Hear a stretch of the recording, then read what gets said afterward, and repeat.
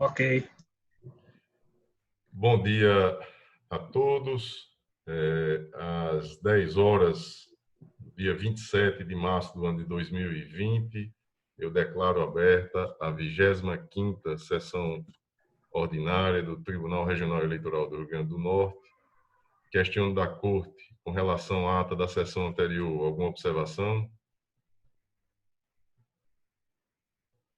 Não há. Expediente algum? Tem expediente, senhor presidente. Me corrija só se eu estiver errado. Essa, de fato, é a 25ª, não é isso? Marcelo. Isso. Obrigado. Então, de fato, é a 25ª sessão ordinária do Tribunal Regional Eleitoral do Rio Grande do Norte. É a nossa última sessão do mês de março. E não há expediente, Simone? Tem expediente, senhor Tem presidente. expediente, comunicações, indicações e propostas. Eu, mais uma vez, aproveito aqui a oportunidade de estarmos ao vivo pelo YouTube e comunicar que na nossa página, na internet, www.tre-rn.jus.br, lá tem todas as informações para a retirada de dúvidas com relação à nossa sistemática de como funciona a justiça eleitoral com o trabalho remoto. Telefone, os canais de comunicação com o número de telefone, o e-mail das 60 zonas eleitorais, já hoje todas elas disponíveis e funcionando, e também aqui no nosso regional, a parte administrativa, a parte da Secretaria Judiciária, de modo a atender aqueles que pretendem ser candidato, aos partidos políticos e ao cidadão, de um modo geral, que tenha alguma necessidade de urgência a demandar da Justiça Eleitoral. E sempre reforçando a fala da nossa presidente do Tribunal Superior Eleitoral, autoridade maior da Justiça Eleitoral, a ministra Rosa Weber, no sentido de assegurar que encontram-se vigentes todos os prazos do calendário eleitoral e que a Justiça Eleitoral trabalha no sentido de realizarmos a eleição no dia 4 de outubro. Então, aquele cidadão que pretenda ser candidato, ele ainda tem a possibilidade de se filiar a um partido político e de fazer a sua regularização perante a Justiça Eleitoral, sem nenhum prejuízo. Feito este comunicado, eu tenho uma proposição a fazer aqui ao nosso plenário, no sentido de reconhecer os serviços prestados pela nossa STI, a Secretaria de Tecnologia da Informação, da Informática, né? E que tem à frente o secretário Marco Maia e a coordenação de Carlos Câmara, que de forma bastante ágil conseguiram disponibilizar todas as ferramentas possíveis e necessárias à realização do trabalho remoto. Então, eu proponho uma moção aqui de reconhecimento, de congratulações a ambos, extensiva a todos os membros da STI, e que seja feito, se aprovada essa moção, a anotação na sua ficha funcional. Inclusive, Simone, já com aquela aprovação que fizemos ontem, reconhecendo ao servidor João Milton, que seja ela anotada na sua ficha funcional. Então, eu submeto à Corte, todos de acordo? De acordo. Então, que seja aí providenciado, Simone, a anotação na ficha funcional. Desembargador Cornélio Alves, comunicações, indicações e propostas. Não tenho nem comunicação, nem proposta. Doutor Carlos Wagner. Senhor presidente, demais integrantes da Corte, doutora Carolina Maciel, Procuradora Regional Eleitoral. Eu também não tenho nenhuma proposição, a não ser acompanhar Vossa Excelência nas moções propostas. Obrigado. Doutor José Dantas de Paiva. Eu tenho, senhor presidente, além de me acostar ao que já foi dito por Vossa Excelência em relação aos servidores, eu quero comunicar que a partir do dia 1º de abril até o dia 30 de abril, eu estarei de férias. Fiz uma reflexão antes de tomar essa decisão de manter as férias, mas eu percebi que eu tenho que viver também, como católico, esse momento de quaresma. E eu não tive ainda condições de fazê-lo, porque eu estou coordenando a Coordenadoria da Infância e Juventude, e nesse período a demanda é enorme, à frente da Vara da Infância e Juventude, também no GMF, e nesse momento de exceção, o CNJ cobra muito, e eu preciso ter esse momento de reflexão, mesmo sabendo que dificilmente alguém deixará de ligar para mim no que diz respeito à infância e juventude. Crianças e adolescentes em situação de acolhimentos, privados de liberdade, e eu preciso chegar à Semana Santa bem. Então, por esse motivo, senhor presidente, eu decidi tirar os 30 dias de férias, mesmo com prejuízo salarial, e solicitar a Vossa Excelência que convoque o nosso substituto, que é o doutor Geraldo Mota, que com certeza estará à altura e muito mais que isso. É a minha comunicação, senhor presidente. Obrigado, doutor Zé Dantas. Eu imaginei aqui pedir vista aí dessa sua solicitação, mas considerando que esta é a nossa última sessão no mês de março e que antecede o gozo de férias de Vossa Excelência, que, embora merecido, deixo já registrado que a sua falta não diminuindo, doutor Geraldo Mota, que com certeza está à altura do encargo, mas Vossa Excelência fará grande falta no convívio conosco. Então, eu recebo a notícia desse afastamento por 30 dias, um pouco de tristeza. Tristeza porque não vou tê-lo aqui, mas o que conforta é que Vossa Excelência já adiantou que irá respeitar o período aí de quaresma e que certamente estará concentrado, buscando aí o apoio no sentido de nos abençoar com o retorno à normalidade o mais rápido possível. Então, eu peço para a Simone anotar já, a nossa diretora-geral, essa comunicação de Vossa Excelência e que seja enviado o expediente necessário ao Dr. Geraldo Mota, que irá participar conosco aqui no mês de abril. Zé Dantas, já antecipa a minha saudade, amigo. Muito obrigado, presidente. E antes de passar a palavra ao Dr. Ricardo Tinoco, eu comunico que temos aqui na nossa sessão a presença do advogado Dr. Caio Vito, que está cadastrado para fazer a sua defesa oral na pauta judicial. Bem-vindo, doutor Caio. Doutor Ricardo Tinoco, comunicações, indicações e propostas. Sem comunicações nem propostas, senhor presidente. Obrigado. Doutora Adriana Magalhães, comunicações, indicações e propostas. Comunicações ou proposições, senhor presidente, apenas me acostar àquelas que já foram feitas e aprovadas por Vossa Excelência. Perfeito. Doutor Fernando Jales. Presidente, também sem proposições ou comunicações, apenas me acostar às que foram propostas por Vossa Excelência e desejar aí um excelente gozo de férias para o doutor José Dantas, que ele aproveite para fazer as meditações necessárias nesse momento tão difícil. Obrigado, doutor Fernando. Doutora Caroline Maciel. Senhor presidente, eu também me associo às proposições feitas e desejo ao doutor José Dantas férias tranquilas, de paz, e que ore por todos nós. Obrigado, doutora Caroline. Doutor Caio Vito, em nome da Advocacia Potiguar, sua fala nessa... liberar a câmera aí, doutor Caio, para que a gente possa visualizar Vossa Excelência. Acho que o doutor Marcelo precisa liberar para a minha câmera. Doutor, pronto.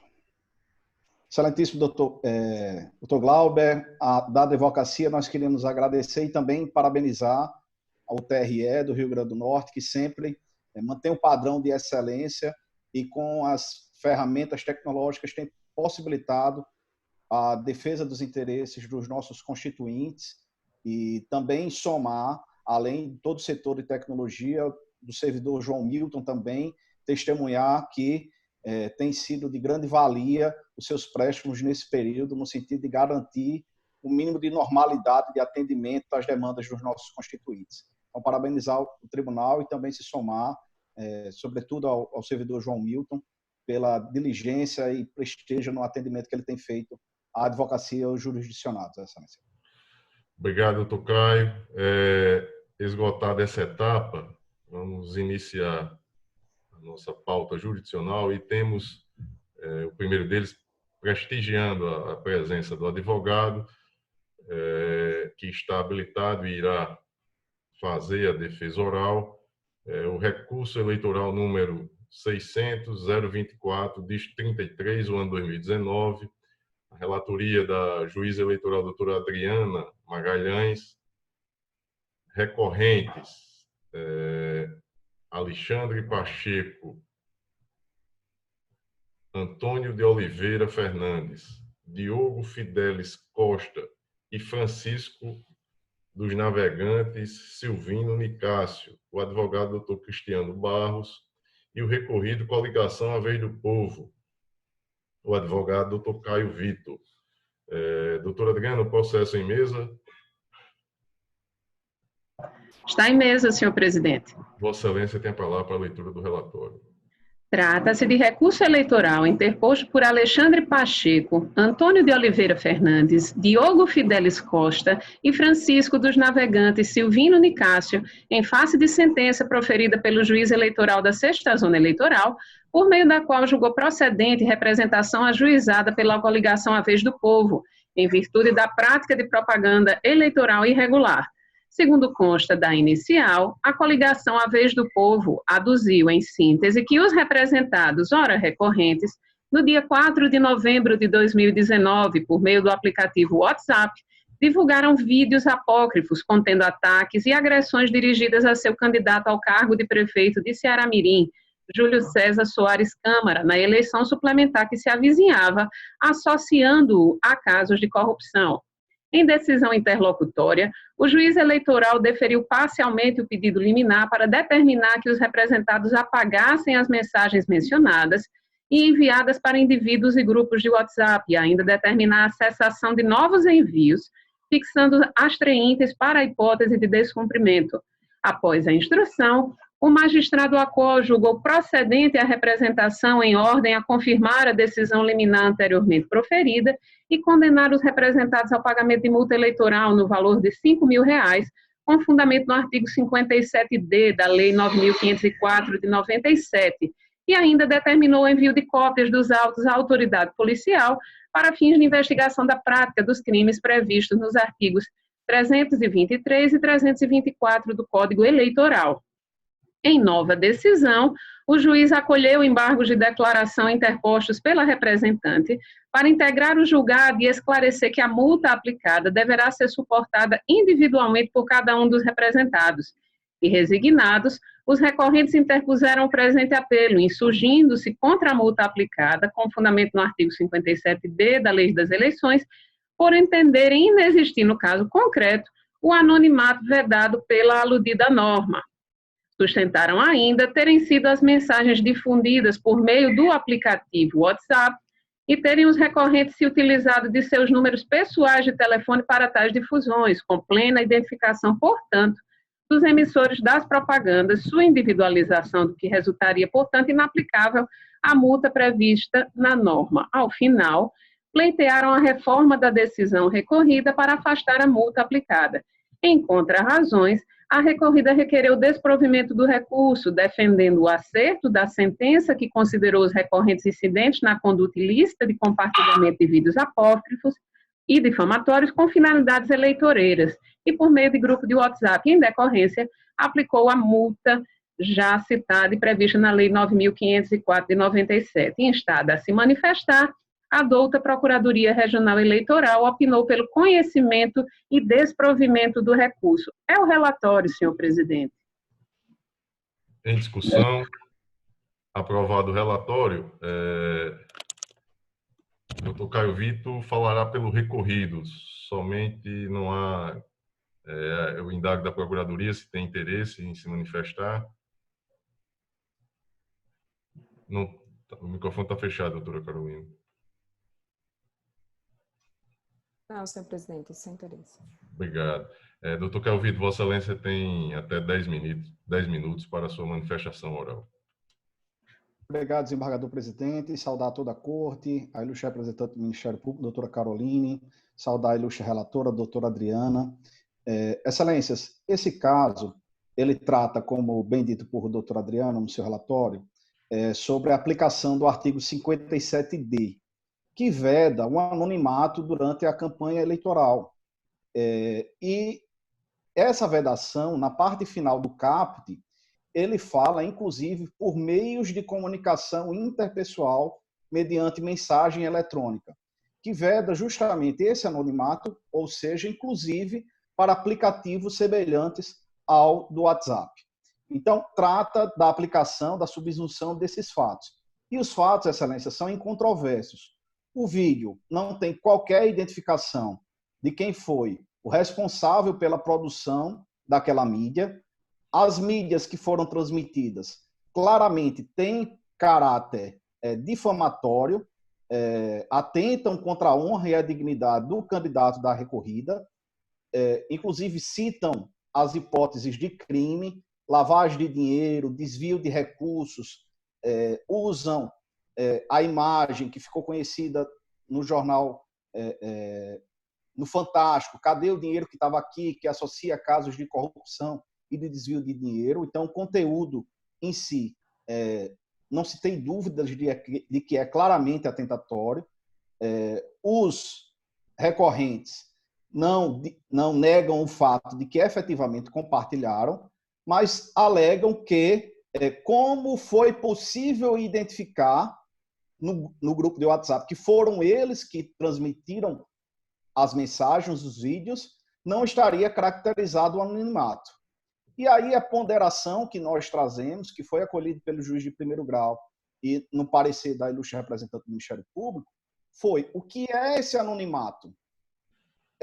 Na leitura dos recorridos, da sentença do Ministério Público, não é a impossibilidade completa de se descobrir quem fez essa propaganda irregular. Nós fizemos uma comparação. Se uma pessoa estiver distribuindo panfletos apócrifos e alguém consegue flagrar essa pessoa fazendo essa distribuição de panfletos apócrifos, porque houve esse flagrante, afasta o anonimato? No nosso entender, não afasta. Da mesma forma, acontece com o WhatsApp.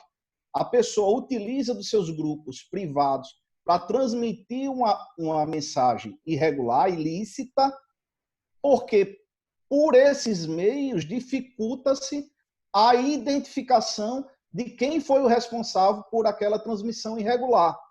Então, nós fizemos esse paralelo do meio físico, do meio real, para o meio digital, para mostrar que a conduta é semelhante. E a finalidade do artigo 57 é justamente tolher esse tipo de escamoteamento, vamos dizer assim, de ocultação da identidade do responsável pelas mensagens. Não é pelo fato de ter sido flagrado que se desconstitui o anonimato. Porque senão, se for esse o entendimento, o artigo 57D, ele é inaplicável. Porque basta a pessoa dizer, não, quando eu fui flagrado, você soube que era eu. Sim, mas você agiu de modo a impedir, de modo oculto, e de impedir para o conhecimento geral que era você o responsável pela transmissão dessa mensagem. E aqui, Excelências, tem um detalhe que é relevante, porque as pessoas que foram representadas, elas eram diretamente relacionadas ao candidato adversário da coligação recorrida.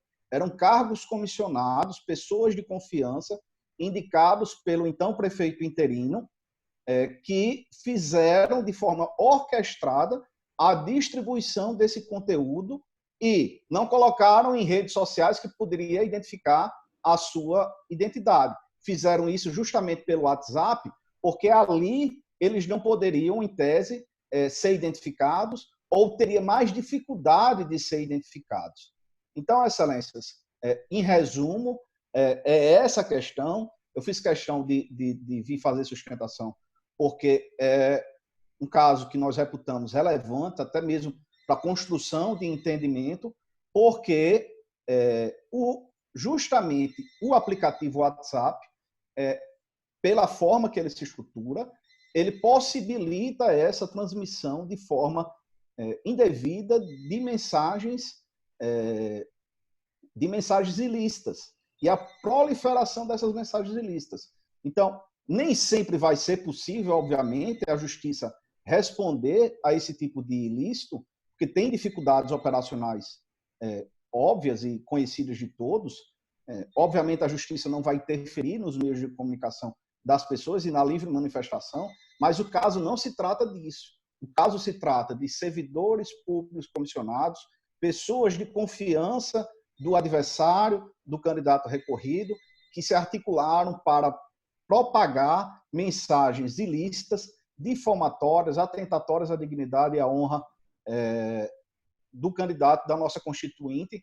E, por isso, é o caso, claro, no nosso sentir, de incidência do artigo 57D e de combate, por mais que tenha dificuldades, por mais que tenha situações que sejam inviável a identificação dos responsáveis, mas, nesse caso, foi possível identificar os responsáveis, foi possível mostrar o elo, a finalidade eleitoreira da distribuição desse conteúdo ilícito, dessa propaganda.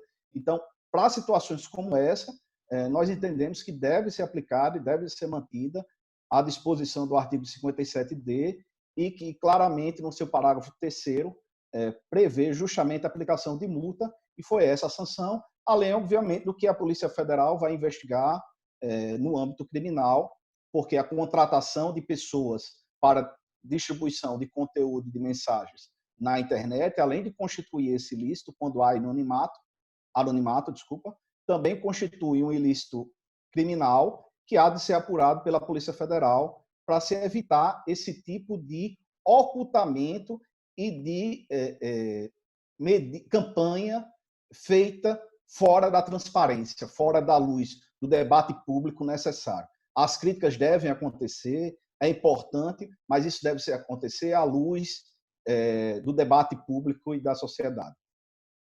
Então, excelências, por isso pedimos a manutenção da sentença, o acompanhamento do parecer do Ministério Público, até para que a gente possa constituir uma luz, um caminho claro, e acredito que esse é um caso específico que possa se identificar e mostrar para a sociedade que quem é flagrado de forma anônima e com intenções eleitoreiras de prejudicar e de tirar o debate do espaço público, principalmente cargos comissionados, servidores relacionados aos agentes políticos, eles têm que ser sancionados e a legislação prevê essa hipótese justamente para aplicar em casos como o presente. Por isso, excelências, ratificamos o pedido de manutenção da sentença e agradecemos a oportunidade de debater com vossas excelências. Obrigado, doutor Caio Vitor. A relatora, doutora Adriana Magalhães, como vota vossa excelência? De início, importa destacar que o presente recurso eleitoral devolveu a esta Corte tão somente a discussão jurídica acerca da existência ou não do anonimato na disseminação de propaganda irregular por meio do aplicativo WhatsApp, praticada pelos ora recorrentes no decurso da campanha eleitoral para as eleições suplementares do município de Ceará-Mirim e, por conseguinte, do acerto ou desacerto da decisão recorrida, dada a imposição a cada um destes de multa no valor de R$ 5.000, com fundamento no artigo 57D da Lei das Eleições.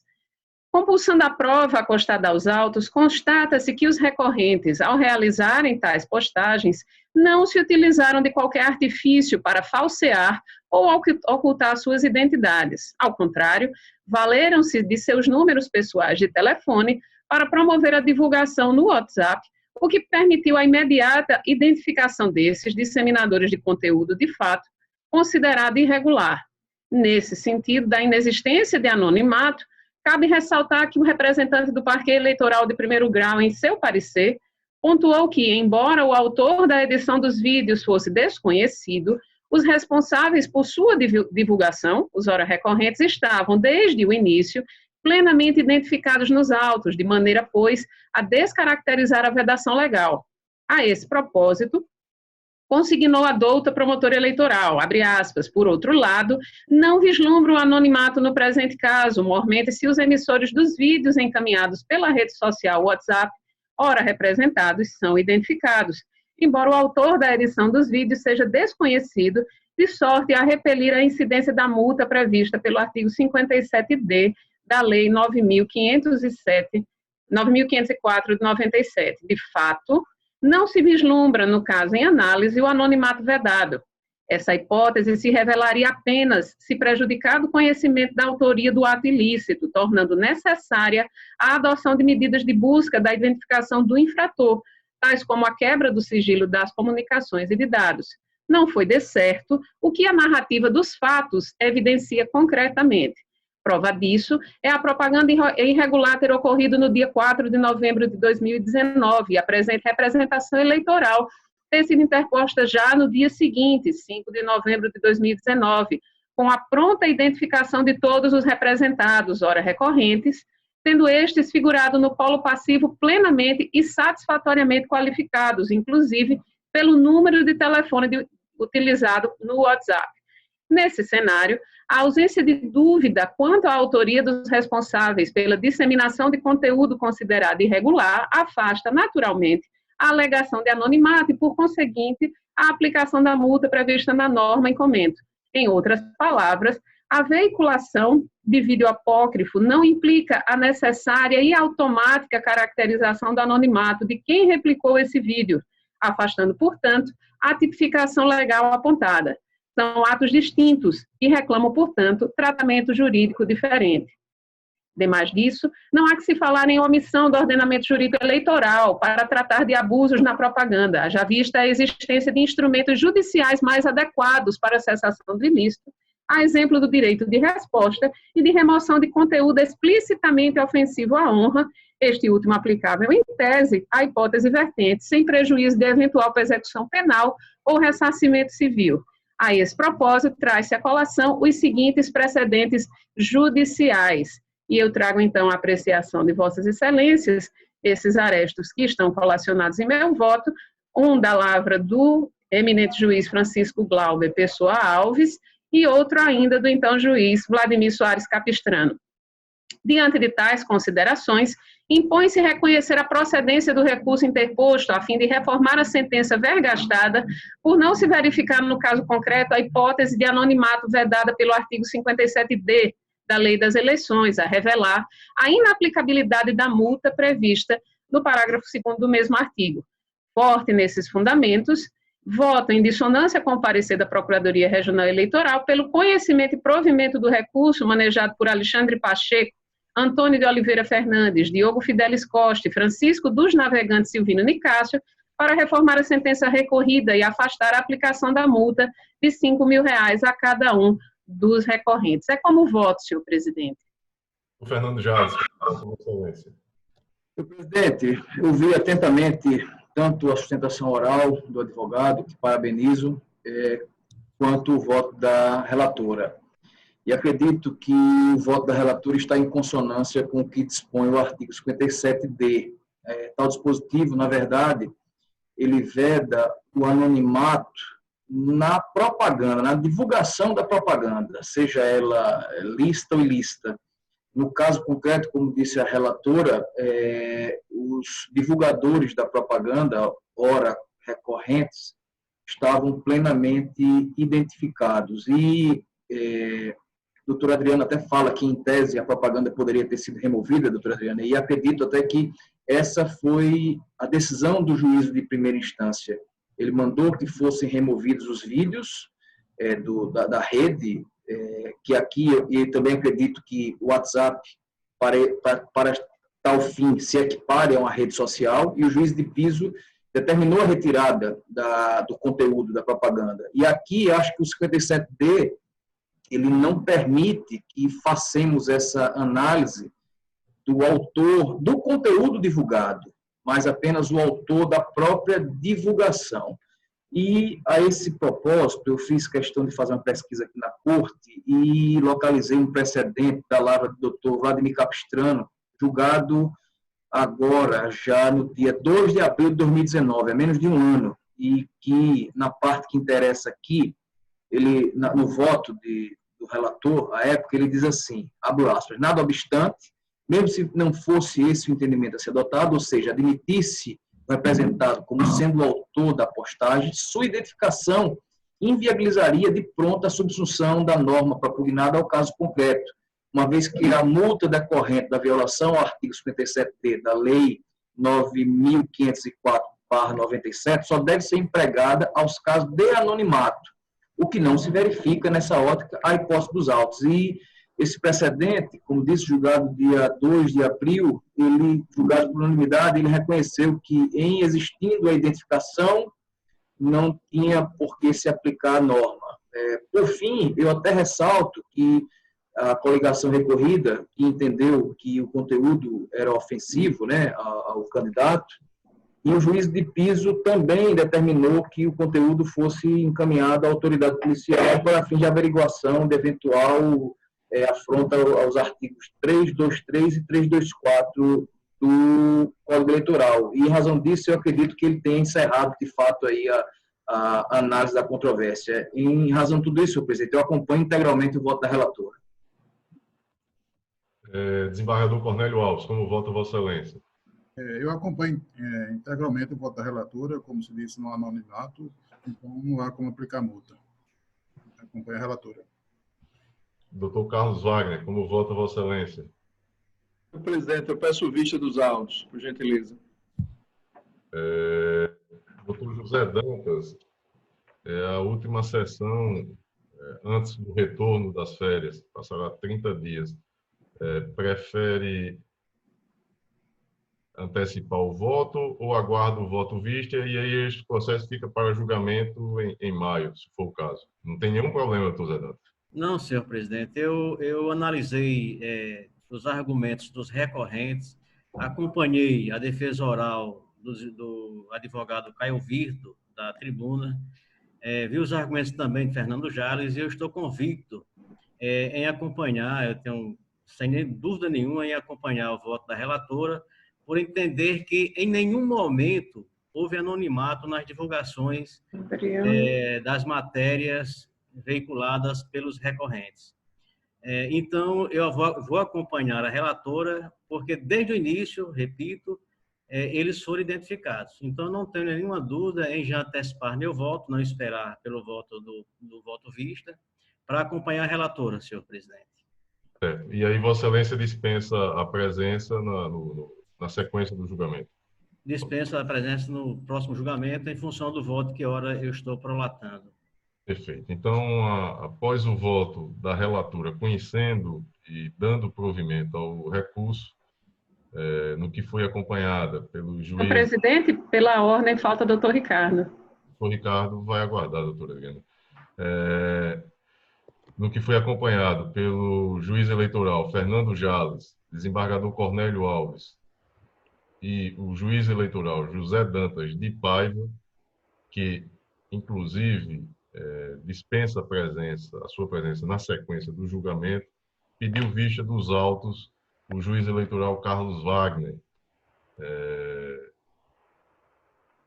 Proclamado o resultado, vamos eu indago da Corte. Obrigado, doutor Caio Vitor, um abraço. Obrigado, excelências. Um abraço forte. Eu indago da Corte se tem algum outro processo em mesa que independa de julgamento. Não há. Na pauta administrativa, nós temos 3 processos que eu havia dito aos senhores que no dia de ontem que, em razão de inconsistências no sistema, não seria possível fazermos um julgamento hoje. Mas aí eu estou sendo informado aqui por Marcelo Borges, assistente do plenário, que o problema foi resolvido e, se a Corte se encontrar habilitada, inclusive aproveitando a presença do Dr. Zé Dantas, o julgamento pode ser realizado. Eu indago se fazemos o julgamento dos 3 processos administrativos hoje ou deixamos para a sessão do dia 2 de abril, com a presença aí do Dr. Geraldo Mota. O que dizem, senhores? Por mim, tanto faz. Se quiser colocar logo, pode colocar. Então, vamos lá. São eles também. Eu peço só para a doutora Simone, eu estou aqui sem... Deixa eu ver se na minha pauta aqui consta. Presidente, são 5 processos, certo? O senhor quer que eu faça a leitura? Só apregoando aí, Simone, os processos e qual a matéria deles, por favor. Pois não. O primeiro deles é o processo administrativo 06.00062, dígito 29/2020. Trata-se de requisição inicial servidor público federal. Aline Horácio da Costa Aquino, opinando pelo deferimento. Certo. Os demais, que aí a gente faz o julgamento em bloco. Tudo bem. O segundo deles seria o 060060, dígito 59/2020. Aquisição ao servidor público federal, também a presidência opinando pelo deferimento, Joyce Kelly Pereira Vieira. O terceiro é o processo administrativo 0602, dígito 56/2020, requisição inicial, servidor público federal, Mateus Silva Dantas de Queiroz, também opinando pelo deferimento à presidência. Um minuto só, presidente. São 3 requisições, a minuta do meu voto, que está disponível para os senhores, é no sentido do deferimento das requisições. Eu peço o opinamento ministerial, doutora Carolina. Com licença. Senhor presidente. Com licença. Desculpa. Com licença, presidente. Só um chatinho. 56 não foi possível incluir esse último aí. Poderia repetir, por favor, Simone? Doutora Carolina, só a identificação do terceiro, doutora Simone. Pois não. 0602, dígito 56/2020. Requisição inicial, servidor público federal, Mateus Silva Dantas de Queiroz. Ainda teria mais 2, senhor presidente. Esse 56 não foi possível, Simone. Não foi possível, então só os 2 primeiros, não é isso? Não é existem outros dois também. Estou vendo. Os 3 que foram apregoados, só os 2 primeiros é que estão prontos para serem votados. E aí eu peço a opinião do Ministério Público. Doutora Carolina. Senhor presidente, o Ministério Público está de acordo com as minutas. Eu questiono da Corte com relação aos 2 primeiros processos administrativos apregoados. A presidência vota pelo deferimento, a opinião do Ministério Público favorável, todos de acordo? De acordo. De acordo, senhor presidente. Então, aprovado a unanimidade nos termos do voto da presidência. Tem mais 2 processos administrativos, doutora Simone, por favor. Senhor, processo administrativo número 0600-061, dígito 44. Requisição, prorrogação, servidor público federal. Indeferimento, reembolso ao órgão de origem, Haroldo Inácio de Araújo Lopes.